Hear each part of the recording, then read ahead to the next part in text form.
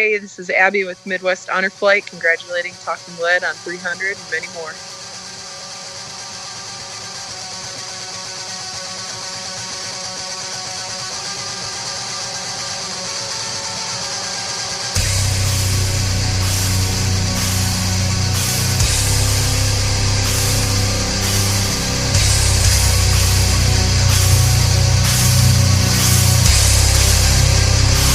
And now, Leadhead coming to you live from the center of America's freedom. This is episode 309 of the Talking Lead podcast.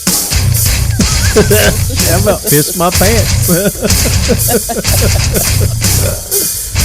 All right, Leadheads, we are back with another episode of the Talking Lead podcast, and that was a familiar voice to you guys. Coming to you from the heartland of America, it's fellow Leadhead and good buddy Nick Dooley. Nick, welcome in. How we doing, bud? Glad to be back. Glad you could make it back, man. You've been busy lately. Oh yeah, we've been trucking around a little bit. We're only on about 5 states in the last month, so I've been going too fast. Man, you've been making the stops. I saw a post earlier today that your good buddy Jacob posted. He was helping some handicapped servicemen and women. Yep. That was glorious. We did have one on the on the injured list that was there, and then apparently just because one of us happens to have slight hearing loss. That being you. Just a little bit. Got to wear that ear pro, man. That's why they make it. Exactly. That's why we sell silencers. That's right, and that's why Dooley Defense, in honor of the Talking Lead 300th episode celebration of giveaways, has put up a 22 silencer for you lead heads. Tell them what they got to do to be eligible for that.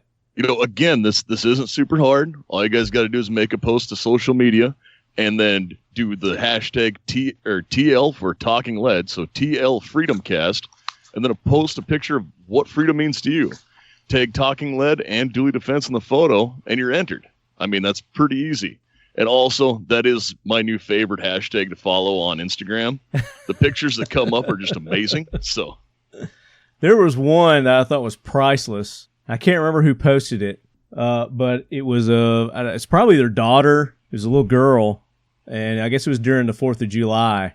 And she's with the sparklers? Got a sparkler. And yeah. I mean, that's like something you'd see on like the cover of Time magazine or something. It was just like the perfect conditions and everything. It looked great. But yes, that is one of the giveaways that we are doing. And as we've mentioned in the previous episodes, you got to do all the participating in all the giveaways to be eligible for any of them. So the flashlights that were given away from ASP, was it the XTDF? Is that what it's called? Yes, the XTDF, which is dual fuel flashlight kits. We've given one of those away. We're giving away 3. I'm going to give another one away this episode, so stay tuned for that. But the winner took part in all of our giveaways. So they took part in our hashtag TL Freedomcast. They took part in the hashtag ASP gear. They've taken part in the TL Glock. They've taken part in, what's the other one that we're doing? The Modern Spartan Systems. We just announced that one last episode. So we're giving away a Modern Spartan Systems cleaning and lubrication kit that they have, along with a bottle of TVT engine oil additive. Great stuff. You've heard me talk about it in the past. I use it in all our vehicles and anything that I got an engine here at the lead quarters. They're giving away 2 of those. So we're going to be giving away 2 of those. I think I gave away all the 1776 United gift cards, didn't I? Didn't I do that last episode? Yes, you did. Thought I did. So we don't have any more of those to give away. I'm going to give away one of those Glock $75 gift cards to their e-store today. That'll leave us with 2 more of those to give away. And we're going to do something different for the next 2 of those. So this is just for the first one, where you got to go and post who you nominate for the pilot of Lead Force 1. So just asking you to put up a picture of whoever you nominate. I think you put up one today, didn't you, Nick? Yeah, sure did. So tell them what you did to do for that post to be eligible for that gift card. So for that really wasn't that hard. I went through and I thought about people that would be worthy of flying Lead Force 1. for the Talking Lead Brigades, Hall of Honors or Lead Force 1, where we go through and, put up people who have really done a lot for our country or our society as we know it. And I went, hey, Joe Foss would be a great dude for this. We'll talk more about it later. Yep. So I put a post up on social media with a picture of him, and then I did a little explanation, and then I put hashtag TL300, hashtag TL Glock, and then I sent it in after I had tagged Talking Lead. And tagging, to explain to people what tagging is, Nick. Some people don't know what tagging means. Well, tagging is more than a game we played on the playground, where you run up and touch someone. Or the nut tag game. As we did on the... I didn't say where you had to touch them. But, no, when it comes Locker to social media, how we would do this is you type that little, what we all call the @ symbol, or if somebody doesn't know what that is, that's the A with the circle around it. Is it ampersand also? Is that also known as the ampersand, or is that a different one? Or is that the hashtag? I think that's a different one. That might be the hashtag. Never mind. So what he said. So the @ symbol, you do that. So on a normal keyboard, it'd be like shift number 2, and then type their name or whatever their handle, however you call it. Like is. Talking Lead is just that symbol @ TALKINGLEAD, all one word. And then usually it'll pop up with something that'll say, hey, that's Talking Lead's logo. I got the right one. Or I think we might have a blue check mark or something like that. That helps let you know that we're the original. But anyway, that's how you do that. So with Glock, you tagged Glock, you tagged Talking Lead, you did the proper hashtag TL Glock, hashtag TL300, and that got you eligible for that giveaway. But you also did all the other ones. So there you go. Now you can't win the suppressor. I know. I figured that. Nor can Marnie. Neither one of you can. Nobody in your family can win that. But you can win the other stuff. You're eligible for all the other stuff. Well, that works. Just like it never hurts to have more participation. Just like the CP33 pistol that Chad at Keltec put up for us to give away. He's not eligible for that, but he's eligible for all the other stuff. Even though, Chad, if you're listening, you haven't done any of the other ones. Hint, hint. But we do have some good participation from you lead heads. So I greatly appreciate that. But make sure you're doing them all and you understand that you have to do them all to be able to win one. Except for that 1776 gift card. I was just giving those away. The leadies, I'm just giving those away at random. We've got some talking leadies that I had custom made from Danny over at Dipstick Hydrographics with the 300 logo that I did custom. I got like 3 different logos. You got one of those, didn't you, Nick? Yep, we sure did. Yeah, it's I actually just washed it. It's in the drying rack right now. Otherwise, I'd be having something cold in it right now. That's no excuse. Shake that sucker out. Put a little alcohol in it, and it's sterilized. You're all set. Put that bourbon in there. I mean, you're not wrong. But that's what we're doing. That's our giveaways. Go back to the previous episodes. I go into details on all of them there. We've got a lot of show to do today, so I want to get to it. But if you didn't get a chance to listen to last week's episode, make sure you go back. We had good buddies and sponsors of the show, Modern Spartan Systems. Marcus Kahn was on, and he introduced us to a very worthwhile nonprofit organization called Camp Patriot. Micah Clark over there. And it's an organization that I think you guys, if you're interested in helping our wounded, disabled veterans, it's an awesome organization. They do some great outdoor adventures. And Nick has brought along a friend of his to talk about another very worthwhile and awesome organization that's helping our veterans, especially the older generations. And I want you guys to be aware of this organization too, because once I heard about what they were doing, I was like, hell yeah, this is awesome. This is definitely something that we can get behind as well. So, Nick, you want to introduce your friend? Yep. Well, we finally got time worked out here to get my friend Abby Bartosh on. Abby is on the board of directors for Midwest Honor Flight, and I can let Abby talk about what it is that they do and their mission statement they have. Yeah, absolutely. We're gonna let Abby talk all about that. Welcome into the Talking Lead podcast, Abby. Thanks for having me. Yeah, appreciate it. Absolutely. So, Midwest Honor Flight is a division of the larger organization. It's Honor Flight. Correct. Yep, we're part of several hubs across the U.S. Honor Flight Network, and We take care of World War II, Korean and Vietnam War vets from South Dakota, Northwest Iowa, Northeast Nebraska, and Southwest Minnesota. Very cool. So you lead heads that are in that area, and actually, I mean, even if you're in other areas, but you know vets that are over there. Midwest specifically handles that area of the country. Now, there are other ones throughout the United States. So you can go to honorflight, is it .org? I've got it right MidwestHonorFlight.org is ours, and then it's the national link is honorflight.org. Yeah, honorflight.org. Yep. So we want to talk more about that. We're going to get more details from Abby on this awesome organization, Honor Flight, Midwest Honor Flight. But first, we've got to take care of some jackwagons. I hear that jackwagon train rolling in, Nick. You know, I hear him coming, so why don't we have Gunny come in and bring them in so we can load them up and get them out of here? That's right. Spank them and send them on their way. Hoorah, Semper Fi, do or die, hold 'em high at 8th and I. It is time for the Talking Lead Jackwagon of the Week, so brace yourself, baby. So, all right, the train has stationed. And true to form, I like to go with our guests first. So, and Abby, you feel free to take part in this as much as you want to. I know you weren't prepared for the jackwagon train, but I think we've got enough for all of us here to take care of some. So, Nick, why don't you go first? And who's your first jackwagon? Well, my first jackwagon probably goes to a group of people, but the main thing with this is, guys, stop writing letters to the ATF to see if this is okay. Amen. Because just like with the SIG braces from a couple years ago when it was it okay if I shoulder this, or what's the deal with this, and they keep changing their mind on it. If there's an opinion letter issued on something, we don't need to revisit it 700 times, as which has just happened on some of the overall length of an AR pistol and whether or not you can have a vertical foregrip on it. Now, that could be an hour-and-a-half long show in and of itself as we go over boring legalese stuff. Well, we've actually done a show on it. You know, we've touched on it on a couple of different shows. And an AOL, any other weapon, is, you know, there's a category for that, but then there's also one where you can put a vertical grip on it.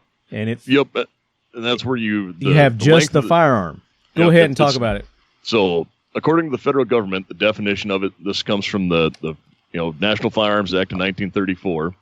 They put a limit of, if the overall length of the firearm is more than 26 inches, then it is a firearm, and therefore it is not some sort of special setup where it's not a short-barreled rifle, but it's not a short-barreled shotgun, which is much like the Mossberg Shockwave or any of those type of firearms where it's not a short-barreled shotgun. AR pistols that were over 26 inches in length a lot of times were considered in this bracket. But then you could add things like a vertical foregrip to it, because you cannot put a vertical foregrip on a pistol, because by its definition, a pistol is meant to be fired from one hand. So even though when you train and you shoot, you are using two hands. Correct.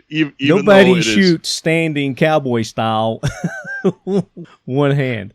You are not wrong, but it's by definition. Yeah. When you go back to this, when they made legal definitions for modern training practices almost 100 years ago, we get into some of this where it's, all right, well, that makes it. But when you go through and look at, now you have this pistol, why do you have a vertical foregrip on the front of this if you're going to hold it back here by the pistol grip where the trigger is? Mm-hmm. That turns it into an AOW, which isn't any other weapon, which then needs a $5 tax stamp. Which is crazy. Yes. Ridiculous. But then you get into the SBRs, you talk about this overall length, and you can get into SBRs and, things like that. So, and what we talked about in the show is this category that falls in between an SBR and a rifle. There's a category, and it's not an AO, any other way, an AOW. It's just a firearm, and it's 26. It's like 26 inches overall length. It's a pistol that has an overall length of over 26 inches. Because if it's over 26 inches in length, it is no longer effectively concealable in clothing. There you go. Right? That's how they put that. Which is bullshit. So.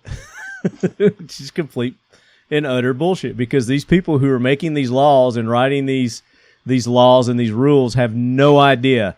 They don't even know what half these, I'm going to say half, 99.9% of the firearms out there even look like. You know, they don't have a clue. So, as these idiots, to your point, keep writing and questioning the ATF on these decisions, it's to the point where the ATF is saying, like, screw it, it's illegal. You know, we'll just make everything illegal. So stop it. It's the same thing that happened with the brace. You know, they kept going back and forth on the pistol brace. What is a brace? If you can shoulder it, if you can't shoulder it. Finally, we got it back to where it's okay to shoulder it. Where are they at with that now? Is it still? So this comes down to every lawyer's favorite word, intent. Yeah. And what it is if when the firearm was constructed, if it was built and you put a brace on with the intent of it being used to shoot one-handed or to aid in the single-handed firing of the firearm, then it would be considered a pistol. As long as you did not intend to use it as a stock, then it was fine. But if in positional shooting it may touch your shoulder, that's okay. Remember when it was like you could touch your cheek and it was okay, but it can't touch your shoulder? You know, and you'd see people doing these videos with it on their cheek and just beating the crap out of their jaws. It's ridiculous. Yeah, so stop it. Stop writing the ATF on these stupid opinion letters. Let them take somebody to court. Let somebody else, be the guinea pig, and then they have to make a decision or ruling on it at that point. And I think actually that's what happened with the pistol braces. Somebody got sued. They took them to court and they won. I'm not the ATF, sure. But the civilian. Yeah, the individual one, was one of those. It was. We talked about it in a few. Yeah, we talked about it a few episodes back. So, anywho, yeah, I agree. That's a great Jackwagon nomination there. Perfect. So I want to do an update on one that we did last week, and it had to do with a city in Minnesota that was trying to do away with the Pledge of Allegiance before their city council meetings, and we talked about that in detail. So they got so much backlash from this that they reversed their ruling and they reinstated the Pledge of Allegiance. So, yay, a win for our team. There's a Fox News article on this. You guys can go and look it up. Even Trump got involved with it. He did a tweet or something. It said, "The Pledge of Allegiance to our great country in St. Louis Park, Minnesota is under siege. That is why I'm going to win the great state of Minnesota in the 2020 election. People are sick and tired of this stupidity and disloyalty to our wonderful USA." And isn't that where one of those squad members is a senator or whatever from? Yeah, Representative Ilhan Omar, or however you say that, the one who apparently married her brother.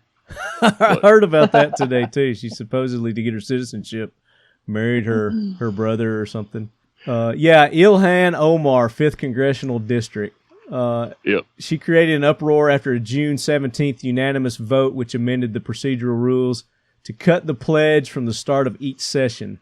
The change came part as an effort to serve a more diverse community. We concluded that in order to create a more welcoming environment, that's where the guy said that. But then they came back and they changed it. So there you go. I mean, that is what your voice means. That's what your voice can do. And same thing with our federal government as well. If you don't like these people that have been elected, which they shouldn't have been elected to begin with, I mean, you can cut that off by going and voting. Sitting on your ass at home and hoping that these people don't get in office doesn't get it done. You actually got to go and you got to cast your damn vote. So I want to give you an update on that. So a win for America, win for Pledge of Allegiance. Do you have another one? Well, actually, we should just, while we're in Minnesota and either letting people debark or putting more people on, we should just throw that Ilhan Omar on that too, or Omar. Oh, all those squad members are on the Jackwagon train, Yeah, well, the latest thing she did is she refuses to condemn Al-Qaeda and ISIS activities for what they're doing in Iraq and Syria, because she doesn't think they're doing anything wrong. So, are you serious? I mean, did she actually say that she doesn't think they're doing anything wrong? She's said before that she refuses to condemn what they're doing because they believe they're doing the right thing, so she won't condemn it. Because they believe they're doing the right thing. Jeffrey Dahmer thought he was doing the right thing, too. But it's one of those. Every time a reporter asks her about it, she just refuses to comment and blows by him. So what's the Oklahoma bomber dude? He thought he was doing the right thing too. The Unabomber guy too. He thought he was doing the right thing too. Jeez. Yeah. Well, it's when you care more about feelings than facts. The feels. It's all about the feels. So speaking of feels, let's jump on over to Missouri. And this jackwagon, this comes to us from Kenny Ortega, Leadhead Kenny. A Missouri woman was told to wait in line at the DMV. She got angry and fired a gun, reports say.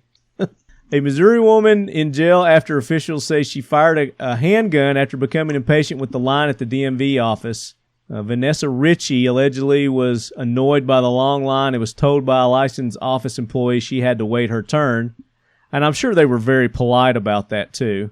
If you've ever been to the DMV, they're not very polite there. A retired police officer who was also at the DMV followed Ritchie outside. He and another man held Ritchie at gunpoint until police arrived. According to the station, she was arrested by the Parkville Police Department. Ritchie is charged with making a terrorist threat and an unlawful use of a weapon. Let's see. Ritchie walked up to the counter at the DMV and said the president's life was in danger and that it was a matter of national security that she be helped before anyone else.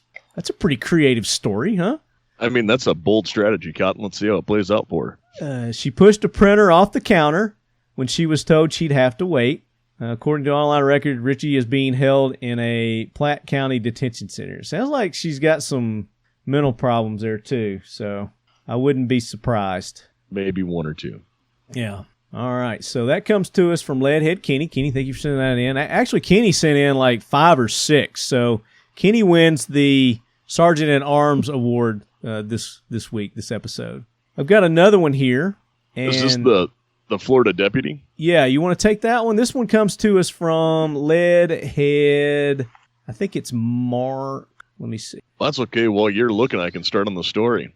Yeah, you start on the story, and I'll find out who it is. Yep. Jackson County Deputy Zachary Webster was taken into custody today in Crawfordville, 20 miles south of Tallahassee, after a year-long investigation from Florida Department of Law Enforcement revealed that he had frequently stopped drivers for minor traffic infractions only to covertly plant methamphetamines and other drugs in their vehicles. To what end? So this guy was, why? During most of the stops, the deputy would turn off his body camera and tailor his recordings to conceal his criminal activities. Is he just padding his stats, or what's he trying to do here? After finding the drugs, he would pin motorists with bogus criminal charges and then arrest them. And I think it said one of them that even led to the guy losing custody of his kids. Yeah, one man lost custody of his daughter as a result of the false arrest. So here's my question: I'm not so quick to judge this guy. Maybe he's a vigilante cop who these people were actually bad people, but they had gotten off on technicalities. You know what I'm saying? Kind of like from the look of this, he was just randomly doing this to people from reading the stories. But how random was it? Maybe these were actual criminals who got away with it, and he was just trying to get justice served. I don't know. Or he's just a douchebag. I want to go with probably the latter because he kept unmarked and unsecured evidence in the trunk of his personal car. To take care of these criminals that were getting away with whatever they're getting away with. 42 pieces of drug paraphernalia, 10 baggies of methamphetamines, 5 baggies of marijuana, all in an unsecured evidence bag in the trunk of his personal car. I mean, that was his utility belt. You know, like Batman's got his utility belt, and he's got smoke grenades and bombs and batarangs, and, you know, this guy was using, drugs to nail these people. I don't know. I mean, you're probably right. He's probably a douchebag, and he's probably just padding his stats, or he might have been even bribing people. I mean, I don't know. I always like to try to see the good in people, But it's hard on that. It sounds like the deck's stacked against him, and he's going to go to jail. I think they said they weren't even going to try to plea. They were just going to, drop the hammer on this guy. Well, and that's one of those things where that's how that kind of should be done, because if you are, it's just like any type of people, there's good and bad of everything. There's bad teachers, there's bad Catholic priests, and all that stuff. Oh, good Lord. You went down that road. No topic is off bounds for me. There's bad podcast hosts. There's there's bad of everything. Yeah. But on something like this, where you've been trusted to, make sure that you serve and protect the public. If you're doing this, they should drop the hammer on you because you're misusing that trust. Yeah, I mean, even if he is doing it to be a vigilante cop and taking down actual bad people, doing it the wrong. I was just funny. I was just teasing. Come on now. I know. Speaking of drugs and methamphetamines, this kind of plays into a story that we did last week about the attack squirrel. You remember that one? Yes, the meth-fueled attack squirrel. Meth-fueled attack squirrel. And this guy, I couldn't decide whether he was my new hero or, he actually deserved to be on a jackwagon. But this story comes to us from Tennessee, Loretto, Tennessee. It says, police arrested a Tennessee man Saturday as he allegedly tried to flush several grams of methamphetamine down the toilet, which is probably pretty common when people, get barged in on by the cops. They start flushing their drugs. It says something that they jokingly said could create meth gators down the river in Alabama. So now we've got attack meth gators. Police in Laredo, Tennessee served a search warrant early Saturday morning. They said they found suspect drug dealer, I'm not going to say his name, in the bathroom attempting to flush several grams of meth along with several types of paraphernalia. It says in a Facebook post, police addressed the issue of flushing drugs down the toilet. Says, on a more or less serious note, they're setting this up as, this is tongue-in-cheek. Folks, please don't flush your drugs, okay? When you send something down the sewer pipe, it ends up in our retention ponds for processing before it is sent downstream. Now, our sewer guys take great pride in releasing water that is cleaner than what is in the creek, but they are not really prepared for meth. Ducks, geese, and other fowl frequent our treatment ponds, and we shudder to think what one all hyped up on meth would do. Furthermore, if it made it far enough, we could create meth gators in Shoal Creek and the Tennessee River down in North Alabama. They've had enough methed up animals the past few weeks without our help. I think he's referring to the squirrel. So if you need to dispose of your drugs, just give us a call and we will make sure they are disposed of in a proper way. That's priceless. I like a police department with a sense of humor, I mean, that's good. That's like saying, hey guys, we got some word there's some bad meth going around. Just come by the station. We'll take care of it for you. Drop it off to us. Right. It's like, the gun buyback. Yep. We'll buy your drugs back. Just come on by, bring your drugs. We'll buy them back from you. No questions asked. Bullshit. They're taking pictures of people that are doing that and logging and tracking them down later. So yeah, don't feed your animals meth. Could be dangerous. Yep, all right, I'm just picturing how that would have changed the Teenage Mutant Ninja Turtles if after the ooze, maybe they were found. methed out. Maybe that's what meth did to them, because it never really said the sludge. We don't know what the sludge is. It's just sludge, Meth turtles. That green meth sludge. Teenage meth turtles. All right, that's enough jackwagons, unless you got any more. I mean, we got several more here from you guys. Thanks for sending those in. That one that I couldn't find, it was from Alex K. So thanks for sending that one in, Alex. Yeah, keep those coming in, talkinglead@gmail.com. You got Jackwagon nominations. We'll read them here on the air, and I'll try to give you credit if I can find your name in time. But don't take it personal. But we appreciate you sending them in. Keep them coming. Gunny, get that Jackwagon train out of here, because we got to make room for the landing of Lead Force One. Air Force One is with you, 12 miles on the ILS. X-ray 16 right, final. Air Force One, contact Reno Tower, 118.7. Have a good day. Air Force One, push tower, good day. All right, Lead Force One has landed, and I know you guys, we put this to a vote, and Lead Force One won the nomination, and Lefty's Heroes won the nomination. And I just don't feel comfortable calling them Lefty's Heroes because, again, we're a family here. The Lead Brigade is one. All you guys and gals out there, and in addition to me, we make up the Lead Brigade. So I think it should be all of us, and it should be the Lead Brigade Heroes. So what do you think?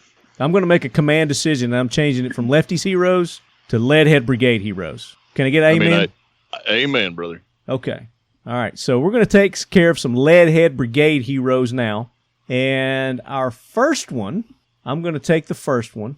This is Mark Peck. I said he did a Jackwagon, but Mark actually did a Lead Brigade Hero.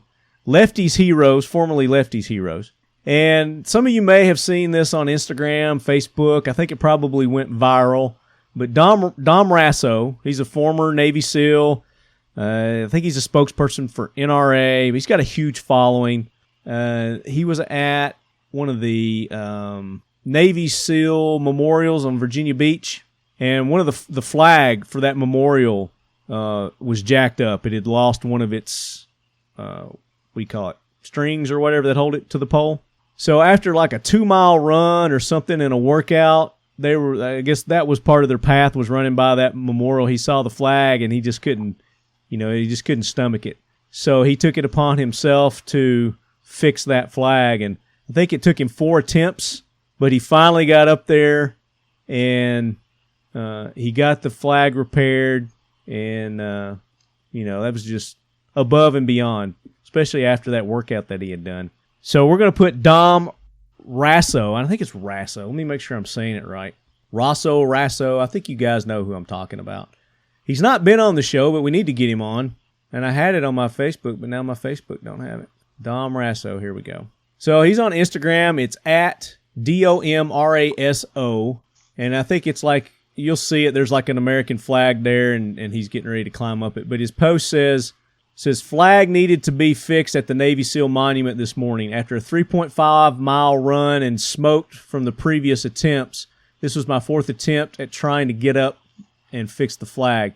Literally had to visualize what I was doing wrong and what I had to do to correct my inefficiencies in order to improve the next attempt. I couldn't go by this flag this morning and not give it everything I had. The gold stars on this monument and the sacrifice that has been made for all of us was something I wasn't going to pass by. This flagpole climb reminded me about everything in life. There has been way too grave a sacrifice for me not to try. Once I do try, I have to give it my all for them. If I fail, honor them by trying one more time and get better every time I do it. So there you go.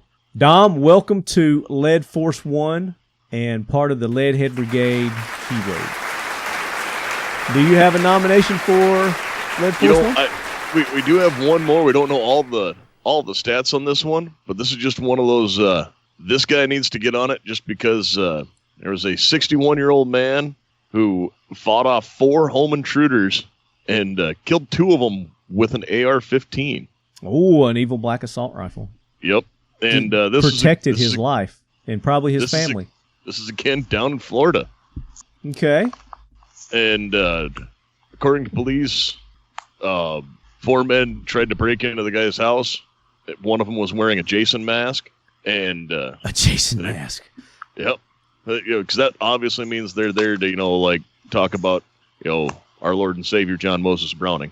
But when they went through this, it was the homeowner armed with an AR-15 shot and killed 2 people attempting to break in and rob his home Wednesday night. 2 suspects, 19-year-old, I'm not going to talk about their names, and 22-year-old were also arrested near the scene. The dead suspect was a 22-year-old and 21-year-old. The 61-year-old homeowner, who police have not identified, suffered a gunshot injury but was in stable condition. When they came in, they found the one man that had a gunshot wound and a shotgun lying next to him. And after the guy so they broke into his house, he grabbed his rifle, and they shot him with a shotgun. And oh, shit.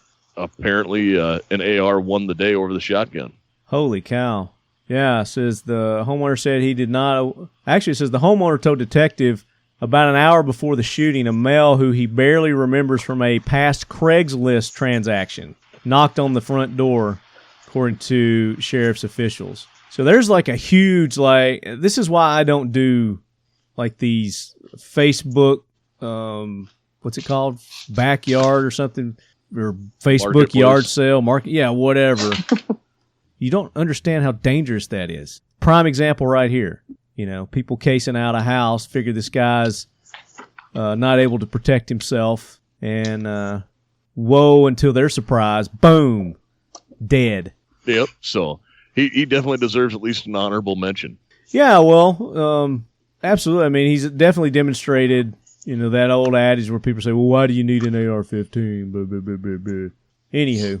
Yeah, I'll put him on. Fun. Now, we got another one here, and this one comes to us from Johnny Reb. And Johnny Reb, I don't know if I know what your real name is. I don't see it on here. But anyway, he emailed this in, and it's not a person, because I told you it doesn't have to be a person. Nominees can be a thing, it could be an animal, it could be an idea. So this one comes to us, like I said, from Johnny Reb, and it is on Reuters. And it's Bullet-riddled U.S. flag that survived D-Day comes home 75 years later. Hell yeah. Shot through by German machine gun bullets and tattered by the wind, the American flag that flew on the first U.S. invading ship on D-Day came home on Thursday in a White House ceremony. The flag handover was a main part of the visit to the White House by Mark Rutte, Prime Minister of the Netherlands, who held Oval Office talks with President Donald Trump. The flag has been owned by a retired Dutch businessman and art collector, Bert Kruik. I wonder if he made that coffee maker thing. Kreuk. Isn't that coffee maker thing where you put the little things in and make one cup of coffee at a time? I think there's not enough vowels in it for that. Oh, okay. He paid $514,000 for it at auction 3 years ago with the intention of donating it to the United States. Well, that's just kind of odd. Why would a Dutch man buy an American flag? I cannot keep it myself. It needs to go to the right institution. I need to give it back. Kreuk. Kreuk.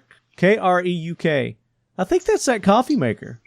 Maybe he owns that company. That's why he's got $514,000 to blow on a flag. He said in an a telephone interview ahead of a ceremony at which he spoke. The flag is to be put on display at the Smithsonian Institute. So yeah, I think that's really cool. And there's a picture of it there. You can see a picture of it. So definitely the U.S. flag that survived D-Day is on I think it permanently gets to be on Lead Force One. It's like that old Johnny Cash song, that ragged old flag. Yeah, yeah. We talked about flag etiquette. Was it last episode or episode before last? Last couple of episodes, we kind of talked a little bit about flag etiquette. And I don't think this falls into that category. I mean, this is a piece of history right here. So, and they're doing a good job in presenting it and putting it on display. Well, they're definitely doing the right thing with it. Yeah. So, and that business owner, the Dutch business dude, Bert, you get a ride too, buddy. And $514,000 also bought you a ride on Lead Force One. Very cool. Abby, do you have any nominees for Lead Force One before we get it out of here? No, I've just been sitting here listening to you guys. So I'm going to make one more. We've got another seat, and I'm putting Honor Flight on there, Abby.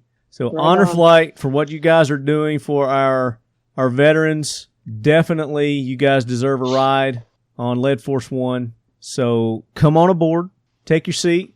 We're getting ready to fly you around the United States and show you off and present to America what true patriotism is. Right on. Thank you. Right on, right on. So let's get that plane out of here. All right, so now what we're going to do is we're going to hear from Abby. Abby's going to tell us all about Honor Flight and all the amazing things that they're doing. So tell us about how you got involved with Honor Flight, specifically Midwest Honor Flight. Great question. There was a group out of South Dakota back when I was in college that did honor flights, and it was kind of one of those bucket list items for me. I wanted to see Washington D.C. as a member of a volunteer group that could go with our veterans to Washington D.C. That was kind of the only way I wanted to see it. College broke, don't have the extra cash to get to D.C., so that kind of fell by the wayside, and kind of so did the emphasis on honor flight in this area. Flash forward to 2017, and I hear about it on the news again. Midwest Honor Flight out of Sioux Center was going to run the first honor flight, I believe, since about 2011 in this area, flying out of Sioux Falls. And I said, what the heck? Let's give it a go.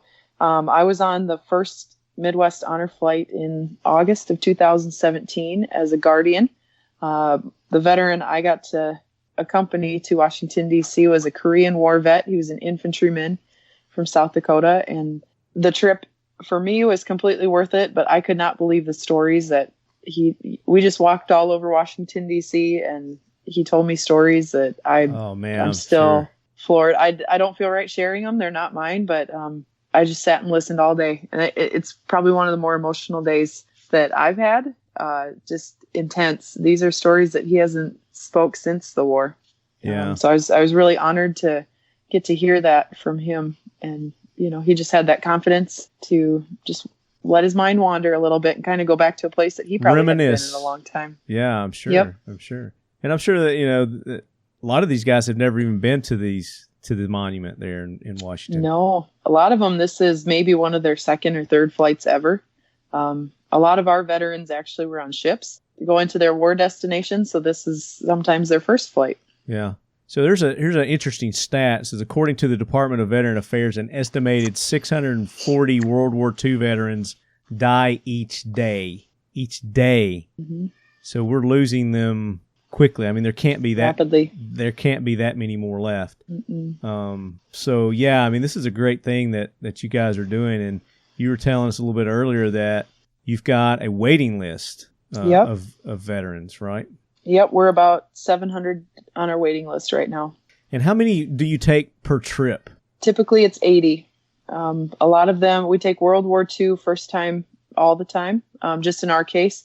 Because we serve such a big area geographically, we'll go World War II first, and we always look at the health status of our veterans, make sure we get terminal veterans there first, along with our World War II. And then we were actually lucky enough this year. We're always funding these missions. It costs about $150,000 per flight. That's for the plane, all the food. Veterans always fly free. We make sure all of our busing, the police escorts through D.C. are taken care of. We've got a Smithfield partnering with us as a corporate sponsor this year. They funded a Vietnam veterans only flight that will be happening this fall. Who's Smithfield? Smithfield is the U.S. largest pork producer, and they have some facilities in Sioux Falls. Pork. Where they pork. Yep. Bacon. It used to be John Morell's out of Sioux Falls. They had some representatives up here not too long ago, giving us a donation for one of our flights. Hold on a second. Yeah. She was in here. Okay. Sorry about that. So Smithfield, big pork producer. Smithfield. Now, do you serve bacon to the veterans on the flight? You should start doing that. I think we do. I think there's potential there. Definitely. I'm telling you. I mean, that would just make it that much more better of a trip. It up to the board. Yeah. You tell them that was Lefty's idea. Yeah, absolutely. So 80 per flight, and you're doing 3 a year? Yeah, this is our first year of 3 flights. We did one in May. We'll have one in September, one in October. We are tracking to have 3 flights next year is what we'd like to do. All told, for our wait list at 80 veterans per flight, we'll be flying for a while. But like you said, we're kind of running out of time with some of these folks. Yeah, and I know we've got listeners that have relatives, family members that are World War II veterans. One, particularly comes to mind, Uncle Pat. We've talked about Uncle Pat on the show a couple of times. How would someone go about getting their loved one on one of these flights? How do they go about great doing question. So for our Honor Flight Hub out of Sioux Center, we have MidwestHonorFlight.org is our website, and all the applications can be done online. We do hundreds of fundraising events at different restaurants and churches and Legion posts all through our area, and we always have paper applications available. I do know on the Honor Flight network, their homepage, honorflight.org, there are also applications, and they try and route those to the closest hub. There's, I think, 130 hubs nationwide. Mm-hmm. So regardless of where you are, there's usually a way within a stone's throw that we can get you on a flight, hopefully. Very cool. Now, if somebody wants to donate, what's the procedure for them donating? Same for us. Go to MidwestHonorFlight.org, and there's some links up at the top there. You can do different types of donations. We've got some different programs through Amazon Smile. You can donate that way. We also have a Facebook page, Midwest Honor Flight, and some Instagram tags that you can join us that way. We usually update our Facebook page several times a week, keep our network kind of apprised of everything that's going on. Yeah. So do family members get to go with them? They can. And we try and make sure that each veteran has a capable, able-bodied guardian. We're walking all over Washington, D.C., a lot of steps, a lot of slippery surfaces. So, Again, our number one goal is to make sure the veteran sees this place safely. So we do have the ability for veterans to choose their guardians, and then it's just a matter of making sure we get the right people placed at the right time. Cool. But it's not required. You guys will take one. Correct. Okay. Yeah. I went with a complete stranger from South Dakota, and it was we have community guardians is what they're called. And it's just a waiting list of folks like myself that put in an application hoping to go along, and you get paired up with a veteran that doesn't have a specific guardian. Yeah. Now, to the extent that you want to do this, talk about your background. Oh, my background as far as being involved in honor flight? No, just your background. Just your background. Oh, well, shoot. Midwestern farm girl, went to college, joined the military, did some of that for a while. Still working on that, I suppose. Now I work for an ethanol company in Sioux Falls, and I do feed sales and marketing. So, okay. I don't know, kind of tied in because it's something that I'm really Nick, passionate about. I think we should hit her with the New guy, and sometimes a girl. Question. Well, I think you're right. Yeah, we got to do that. I think I've been set up. So we want to get to know you a little bit better, Abby. Okay. So this is a line of questioning that we hit new guests that haven't been on the show before. So Nick, you started off with the first one. Okay, so as you know, this is because she has listened to the show before. I've made her listen to it before, and then she kept listening to it afterwards, which is even better. But better. Yeah. So one thing we always do is, when did you first start getting involved with firearms and things like that? Well, boy, you guys are going to think this is silly. I went to basic training and I went up to my drill sergeant and said, I've never shot before. So that was your first experience, huh? That was my first experience. Yep. And how many years ago was that? A handful. 16. 16. And are you active? So. Are you active? Yeah, still in. Okay. Still in. Did you and Nick serve together? Yep. That's how you know each other? Yep. Okay. Mm-hmm. I was going to say, so our next question is, do you have any military law enforcement background? Obviously, you've got some military background. Do you want to talk about that?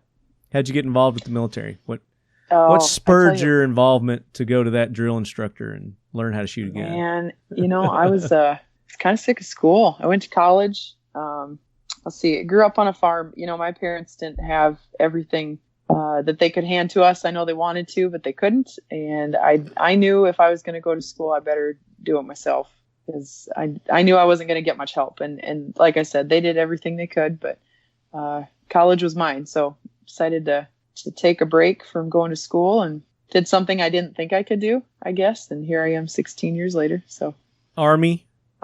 Yep. Army. Yeah. Because Nick's Army. Yep. He's not your DI, is he?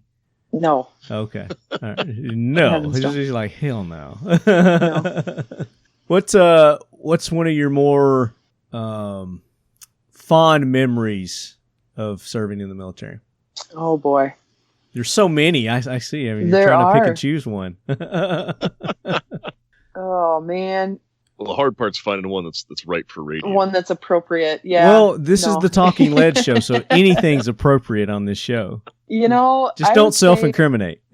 So Nick and I had a year here a couple of years ago. They bumped up our op tempo a little bit, and this was a first for me. I think I did. What did we count? Like 40 qualification rounds throughout the year, Nick, or something. It was just insane how many rounds we had that year. So I remember you get one chance and that's it. You get your 40 rounds, and if you get a bad score, that's on you. It sucks to suck. You better try harder next year. And don't think suck. I had exactly. So that was kind of fun, just shooting that much on the government's dime, to be honest with you. But that 1 year in 12 drills and annual training, we had 16 different trips to the range. Wow. A lot of them were multiple day trips. So that's where I lived the entire time, was on the range. Yep. So what are you most comfortable shooting? M16 or an M4. There you go. Yeah. So I just started. I started rewatching Top Shot. Did you guys ever watch that show? History Channel's Top Shot. Oh yeah. Yeah. So it's on Prime or something. One of these channels, and I started watching it. It's like one of my favorite shows. I loved that show. I hated it when they canceled it. I think they did 5 seasons or something of it. And we've had a lot of the Top Shot people on the show in the past, and I was kind of going through these shows like, hey, that guy's been on. She's been on before, and you know that. So they did 5 seasons and then a season of All Stars. I think season 5 was the All Stars. I think they did 4 seasons and 5 was the All Stars. I think I haven't got back. I'm on like season 3 right now.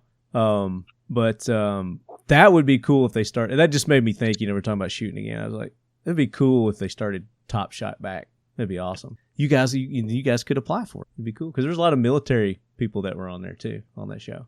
Anywho, so third question. I sent an app in back in the day. Did you really? Yep, I did.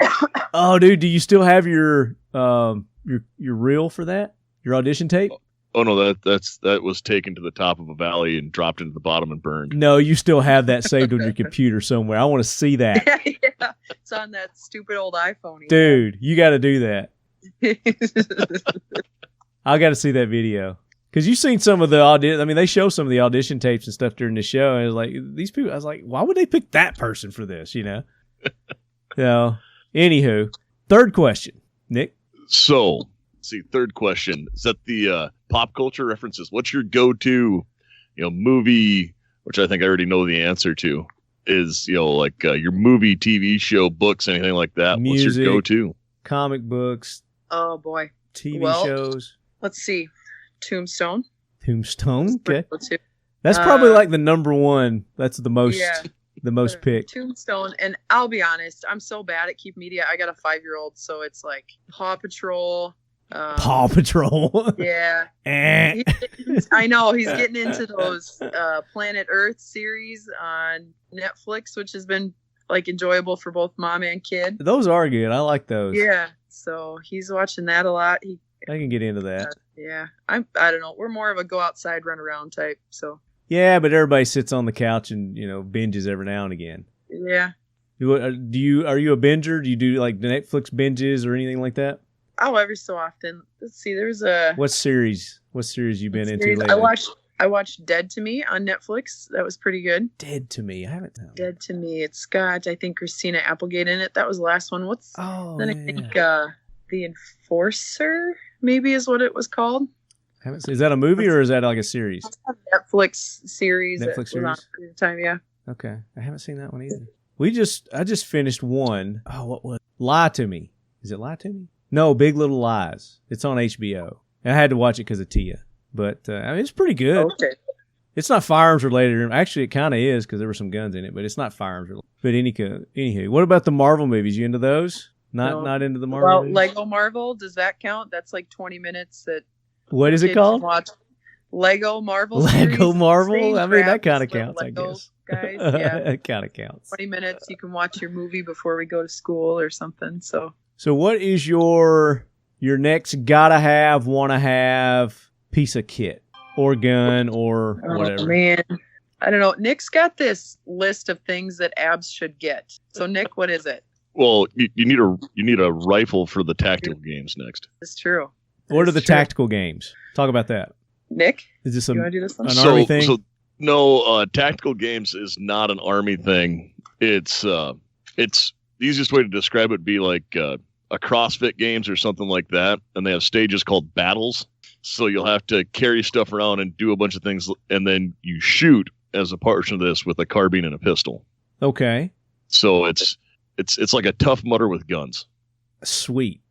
And I'd actually brought that up a couple of years ago. We were up in Kentucky. What was that at the place with Rock the K? Castle? Yeah, Rock Castle. It was up at Rock Castle. I was like, you know what would be cool? Because we were talking about doing Spartan races and Tough Mudders and that kind of stuff. So what would be cool, because we were up there for a 3-gun competition, is if they implemented some sort of a Tough Mudder with guns. Where you're going through the mud and then you got to go and you got to shoot, a stage, after you climb this wall, go through this mud, do this obstacle course or whatever. And each obstacle there's something you got to go and you got to shoot after that. I was like, that would be cool. That's pretty much what this tactical games is. That's awesome. And that's where? Oh, they have a couple of them around the country. I'm trying to pull the website up of my computer. It seems like they favor the South for location. Yeah, they hold them year-round. definitely favor the South. It was Mississippi, Texas, Florida. I'm not so sure Tennessee wasn't in there. Yeah. And when I was there telling it, there was a guy that was like, we're talking about doing something like that. Maybe this is what that is. Maybe they actually did and they went through with it. Yeah, but you guys are going to do that? You guys are going to do it? We are. That's the plan. Yep. So is it a team thing or is it an individual competition? I think it's kind of both. But yeah. Cool. Well, when you do that, let me know. Maybe I can go watch you guys. I'm not going to do it, but I'll root you on. I'll throw you some ammo, from the side. Instead of a cup of water, I have a cup of ammo or something like that for you. There you go. I like it. Yep. I'll sneak you a, KSG or, something as you're running there. It's like, use this. Well, yes, any of the fine weapons from Keltec. Yeah. Sponsors of the Talking Lead podcast. I forgot to talk about all our sponsors. I do that from time to time, don't I? That's okay. We'll throw the plugs in throughout here. Other people who from, people from X Steel Targets. They're based right there in Minnesota, and they might be able to help out some things on Honor Flight. There you go. That's true. Hit Bud and the gang up over there. So next question is, what bucket list? Not bucket list. Laws be damned, rules be damned, money be damned, everything be damned. What would you own? No limits. No limits. No restrictions, no limits. What would you own? If you could own anything. A helicopter. What kind of helicopter? I don't know. You going to take a TC from Magnum helicopter, or are you going to take a Black Hawk helicopter? Are you going to take a Chinook? I mean, what kind of helicopter? I mean, not some little, I don't know this shit, but describe it. Well, it'd have to be some military situation. I'm sure there's something with guns and missiles on it, right? Yeah. Okay, there you go. Yeah. I mean, if you had my kid here, he could probably give you an answer, but cool. Yep. What's the next one, Nick? If you could go to the range with anyone, living or dead, who would it be? Or fictional? Wyatt Earp. Wyatt Earp. That was quick. Yep. Why Wyatt Earp? Well, why not? Don't you think that'd be fun? Well, I'm sure. Yeah, I'm sure it probably would be. I'm sure he's full of a bunch of shit, though. Yeah. Most of the people I go to the range with are full of shit. Yeah. Yeah. Typical. Absolutely. Yep. Hi. I'm see if I can find it here. I had a suggestion for another question to ask our new guy, and sometimes a girl. New guy question suggestion. This comes from Old Tennessean. Should be a good conversational starter. Open-ended and not necessarily a gun they own. Maybe a friend's, a historic piece, or range rental. A gun they own. So what's a gun you own? Maybe a friend's, that doesn't make sense. Does that make sense to y'all? Oh, sorry. What is your favorite gun you've ever shot? There's these questions. Sorry. My favorite gun I've ever shot. Okay, like I said, most of my gun experience is military. I had a really good time on the 50 cal range back in the day. Oh yeah? Mm-hmm. Is that the Barrett 50, or is that shooting the different 50? The Ma Deuce. The Ma Deuce 50. Okay, I got you. Just ripping the rounds off. Which a fun fact, if anyone ever wondered where you get the term, the whole 9 yards came from the Ma Deuce and pilots in the World War II. Because to give someone the whole 9 yards was to expend all of your 50 cal ammunition. Because there's 9 yards of ammunition? The whole 9 yards. Why am I not surprised? That's interesting. That? So there's a little bit of factual history from Nick Dooley. Yeah, don't mind me. I vomit out random information. So, very good. So you survived the new guy, and sometimes a girl questions. Good job. You sound so enthused. Thanks. I'm glad that's over. All right. So now it's time to do a giveaway, Nick. All right. Are we going to give away? What are we giving away today? Well, since we just finished with Lead Force 1, I think we should give away the Glock. $75 Glock gift card. Our first one. First of 3. And we're not picking the pilot. This isn't necessarily who the pilot's going to be. We're going to do something separate for that. But the nominations have come in, and we've had Juan Johnny Rico as a nominee from the movie and the book called Starship Troopers. Chuck Yeager, Clint Eastwood, And we had a World War II U.S. Army Air Corps from Ed B. He made that post on Instagram. I said he didn't tell us who it was. He said that wasn't a nomination. That was just him doing a post. So, been happy to put him in the nomination. But anyway, Chelsea Sully Sullenberger, the hero of the Hudson River. He landed the plane in the Hudson River. You guys know him. Your buddy Jacob nominated George Washington. There's been several people nominate Chris Kyle. You also got a nomination, Nick. Yeah, but that was in jest. George Patton. Ted Nugent has been nominated several times. Han Solo, digging that one. Zapper 21, who's the Navy pilot that did the Sky Penis a few years ago. We don't know his real name. Gary Sinise. Mike Haven has nominated Gary Sinise. That's a new one. Chuck Norris has been nominated. Maverick has been nominated, but not officially. I've had an email, and they've not made a post for Maverick yet. So it's not official until you do an Instagram post and do the tags. You know, especially with that new Top Gun 2 coming out. Top Gun 2 coming out. That trailer was awesome, man. That got me fired up. I can't wait for that. And then you had one today, and yours was? Joe Foss. And tell us again who Joe Foss is. Joe Foss was the first ace of aces in World War II, specifically the Pacific Front. He was a Marine aviator, and then came back to become the governor of South Dakota and later the president of the NRA. Okay. I mean, that's a pretty solid nomination right there. Oh, he also won the Medal of Honor. Oh, and oh, by the way, Yeah, casual. let me just throw this in too, as if that other stuff wasn't enough. We've also had. You guys remember the movie Independence Day? Yeah. Yeah. So what was his name? Russell Case. He was the father, the drunk guy, had the two kids in the motorhome. Yes. Randy Quaid plays Randy him. Quaid. Yeah. The one Also Cousin Eddie in Christmas Vacation, Vacation, which is like my all-time favorite. And buy John yourself McClane, something too. really nice, Clark. John McClane. Yeah, and John McClane is a new one. So yippee-ki-yay, John McClane. So I don't know. I mean, it's going to be tough on how we go and pick this winner. So I guess we'll just do it at random.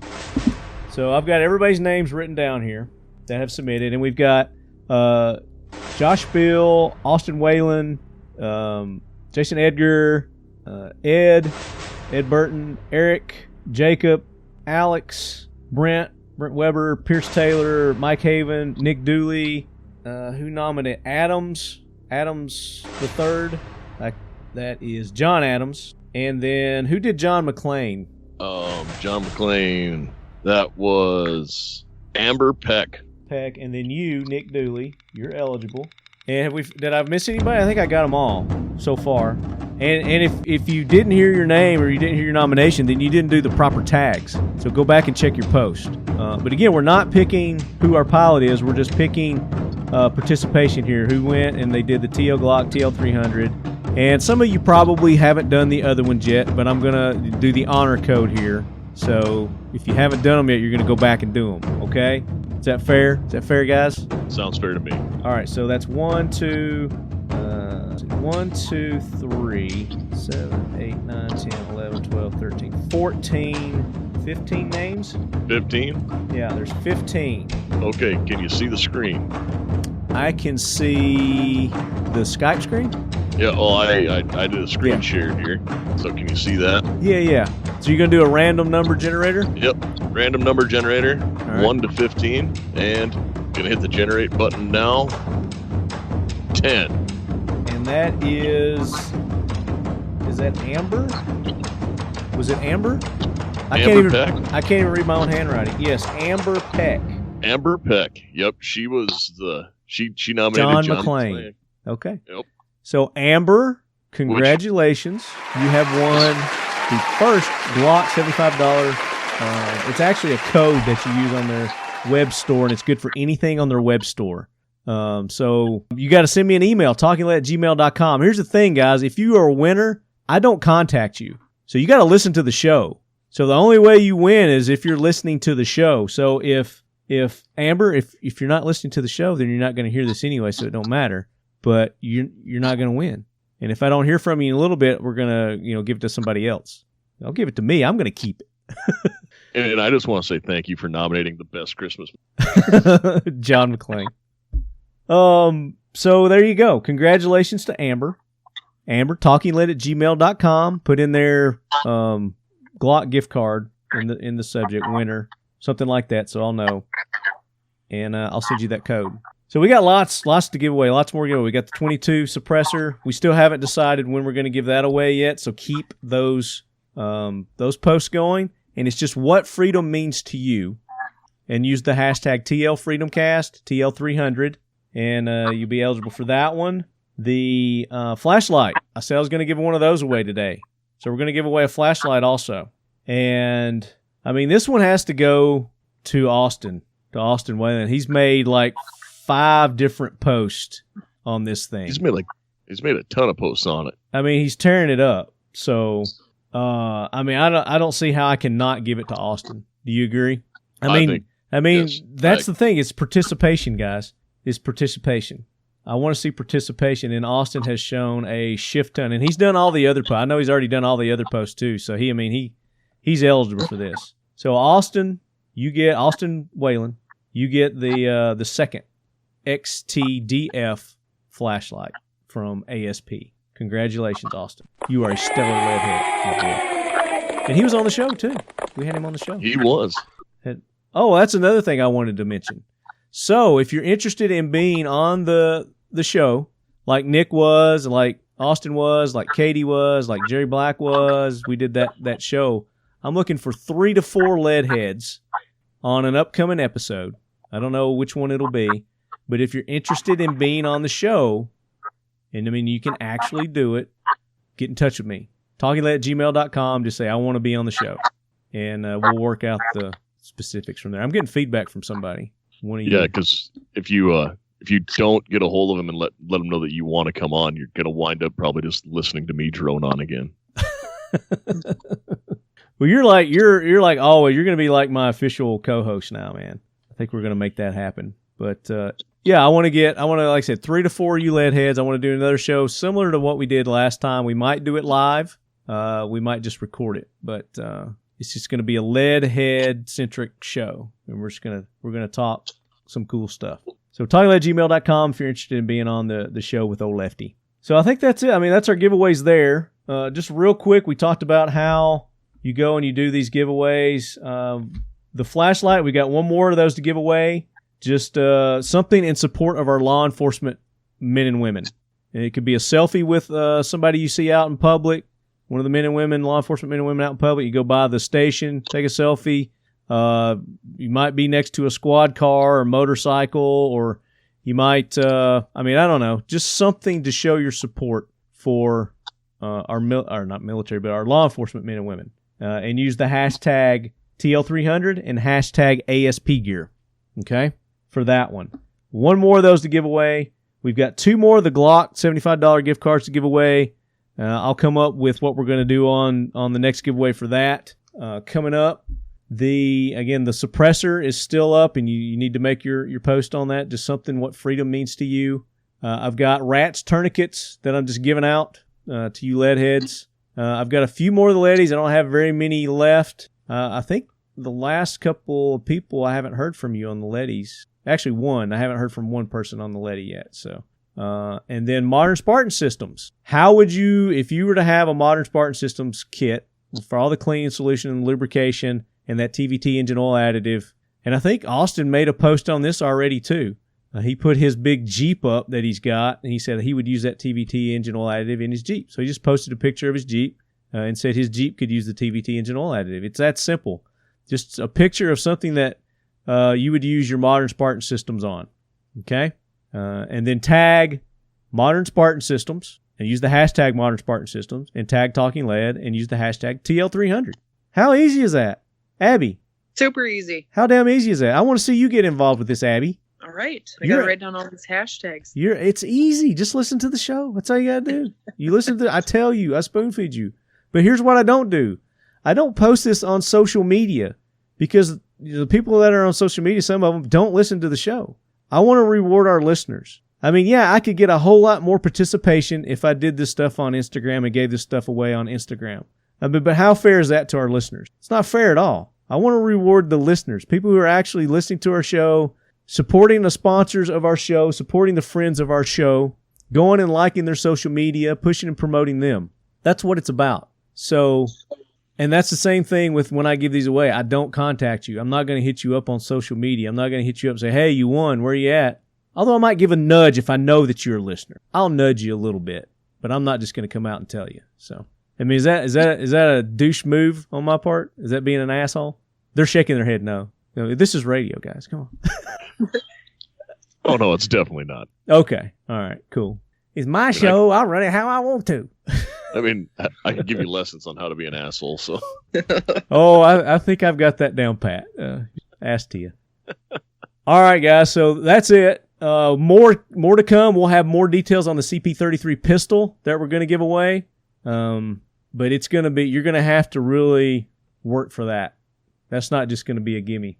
But I'm going to have Keith Garcia on. I'm going to have Chad back on, and we'll make the announcement soon on how you're going to win that CP33. And then quick update, the AK Corner. We took a month off. I'm going to take another month off. So it's not going to be back next month either. So we took July.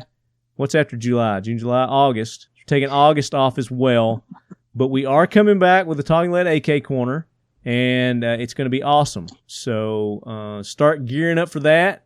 Get your ideas ready on people you want me to have on, topics you want us to cover, and you can email those to me at talkingled@gmail.com. But I've been talking with some people that are very interested in being on, and I know you guys are gonna love it. So, am I forgetting anything, Nick? No, other than just like you said, make sure we're checking in with the sponsors and that everyone's supporting the people who support this show, and then also checking out great organizations that help your community and people in it, like Midwest Honor Flight or whatever it is in your area. Yeah. So, and you can go to the main website and I guess and find the one in your area, right? Are there links to? Yep, that's correct. Okay. There's a big map. You can find the city that's closest to you and find a way to support your local Honor Flight hubs. Honor Flight. Yeah. And you guys do more than just the flights, right? You do other things? Talk about that. We didn't talk about that. Yeah, we do a couple fundraising events. Like I said, we're always fundraising, and this specific Honor Flight hub started as an Eagle Scout project by our president of our board. So he knew as a high schooler this is how he wanted to give back to his community. We've got 12 people on our board. 5 of us have served in the military in some capacity. We've got a couple in law enforcement. We've got 1 Gold Star mother on our board. So we partner with Wreaths Across America, and we lay wreaths at local veterans that have passed away. We put wreaths on their gravestones at Christmas time, honor them that way. But like I said, we're always doing a bunch of fundraising efforts with community partners all the way from Rapid City, kind of to, Laverne, Minnesota, Sioux Center, Iowa, into Nebraska. We've got a lot of community partners that help us get all these veterans to D.C. each year. Very cool. Check them out, honorflight.org. And then if you're in Abby's area, it's Midwest Honor Flight, and that website, and you got a Facebook and all that, give that out. Yep, Facebook, Midwest Honor Flight. That's how we keep all of our community partners and guardians and veterans up to date. We've got a couple mailing lists that we'll do email blasts every so often if you go on midwesthonorflight.org. We have Instagram, Midwest Honor Flight. We'll usually post on Snapchat and Instagram on flight day. We've got a couple media directors. We've got a lot of DVDs and picture discs that we send out after our flights, and these are more good ways that our veterans get to remember those days. I was joking about the 22-minute movies that my kid watches before school. There's a lot of days it's our Honor Flight video. He's looking for mom, but he's looking for... I've taken 2 great uncles on our flight, one from each side of my family. That was a pretty cool experience for more than just me and my great uncle, but it was pretty meaningful to our entire family on both sides. So just a lot of really neat ways to participate in what we've got going on. Yeah. And just to name a few things, coming up August 17th, Sioux Falls Air and Space Expo, South Dakota Air National Guard. Looks like a good time. Got the Barrel House Day of Giving, August 26th, September 7th. Yep. Meet and greet open house in Rapid City. I saw some kind of wine something. Yeah. Oh, August 24th. Wine Gala and Wine Calico Gala. Guys. Yep, that's down in Canton, South Dakota. Sounds like fun. It's a good time. And then our second annual Hanger Dance will be in November. Nick went to that with us last year. We had a really good time. We have the Beverly Bells come in from Colorado, and it's just straight up. You're in a old Air and Space Museum down in Sioux City, Iowa. And so it's got all sorts of military memorabilia. There's propellers and all sorts of giant radial engines. Yeah, it's really neat. Anyway, we clear a spot on the floor, and we have the Beverly Bells sing for us and get everybody out and then do some silent auction stuff and get them good and drunk and bid on stuff. Maybe. Hey, that's how it's done. I know that's how you get the money. So, I mean, there is alcohol available. Well, it is called a wine gala, so. Yeah. Yep. And then usually in the winter, we did this for the first time last year. We did a masquerade ball. So we had about 70 or 80 tickets that we sold and had some dinner and dancing and had a really good time. Very cool. Yeah. Well, guys, check them out. Again, it's Midwest Honor Flight on Facebook and on their website. Very cool. Abby, thank you so much for taking the time to be on and sharing that information with us about your organization. Really can't thank you enough for what you guys are doing. And I mean, this is awesome seeing everything that you guys have got going on here. Well, we really appreciate the chance to talk more about it. So thanks for the opportunity here. And thank Nick. He's the one who hooked us up. Thanks, Nick. Good old Dooley. Yeah. Thanks, guys. And make sure you go and support those that support the Talking Lead podcast, X Steel Targets, Ride On Optics, Modern Spartan Systems, Glock, ASP Gear, Rats Tourniquets, Keltec Firearms, leaders in firearms innovation. There you go. They absolutely are. 1776 United, the official swag of Talking Lead. We've given away all those gift cards, sorry, but you can still go there. They're always running great deals at 1776. You can get your classic Talking Lead t-shirts. You can get the Lead Head Brigade t-shirt. You can get our patches. Hopefully those are all back in stock. If they're not, then inundate them with emails and messages and tell them to get that shit in because you want to buy it. Then Dip123. You go to dip123.com/Talking Lead and get your Talking Leady. Now, it's not going to be the ones that you see on there because I think that lawsuit with Letty is there, and he's still got the pictures of the old one. But we'll have some sort of cool, something for you. But just go there and you can get your Lettys there. And I think that's everybody for right now. Oh, huh? The Safari Land group. Oh yeah, I forgot. Safari Land, our good buddy Keith Garcia, and you guys have been swamping me with these, but I still have a ton left. 40% discount at Safari Land. I've got codes for those. So if you want a 40% discount from Safari Land, shoot me an email, talkinglead@gmail.com, and I'll send you one. I think I sent like 4 or 5 of these out just right before we got on. So it's just a code that I send you and you can plug it in.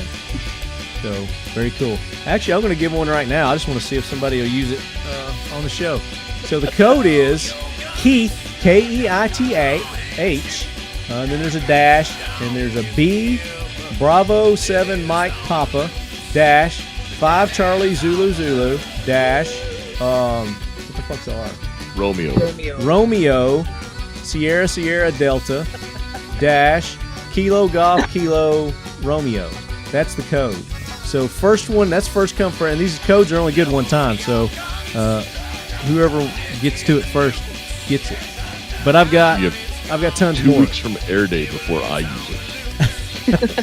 Dude, I can hook you. I've got plenty here. So you want one? Tell me. This is like just one stack. I've got like several stacks. You can see how many I've got here. Keith hooked us up. It sounds better when they have to do it in a time frame. Oh, I know. I mean, somebody will use that. I'm sure they will. If they try and it don't work, then just email me and I'll give you a code. I mean, it's that simple. I'm easy. So that does it for another episode of the Talking Lead podcast. Again, support those that support the show. That's how we're able to bring it to you free each and every episode. Nick, Abby, thank you so much for taking the time to be on. Thanks for having us. Thank you. But until then, as always, lead heads, keep your loved ones close. And your firearms closer. Don't let him drown you out. Do He's got this habit. take 2. I'll count you down. Do it on 3. All right. 1, 2, 3. And your firearm shoulder. Oh, 3. 1, 2, 3. And And your firearms firearms closer. Perfect.